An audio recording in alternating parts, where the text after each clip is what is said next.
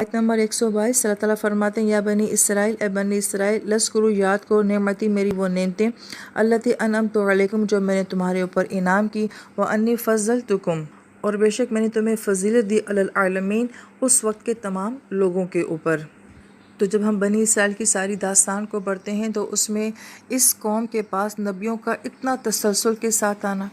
आसमानी किताबें 4 हैं, 3 का इन्हीं में से आ जाना और उसके अलावा मज़ीद सहीफ़ों का भी आना, अल्लाह ताला के बेशुमार एहसानात के इन्हें जो है फ़िरौन से निजात दी, समंदर को फाड़ा, 9 मुअज़्ज़ात मूसा अलैहिस्सलाम को दिए, मनो सलवा इनको दिया, वादी तिया में इनके लिए बादल किए और बेशुमार एहसानात जो अल्लाह ताला ने इस कौम के ऊपर किए सिर्फ इस वजह से किए थे ताकि ये कौम ऐसी बन कर दिखाए कि उस वक़्त जो बाकी लोग उस वक़्त दुनिया में मौजूद थे तो ये उनके लिए रोल मॉडल होते कि जिन्हें अल्लाह ताला किताब देते हैं, जिनके ऊपर अल्लाह ताला के एहसानात होते हैं, वो ऐसी ख़ास कौम होती हैं।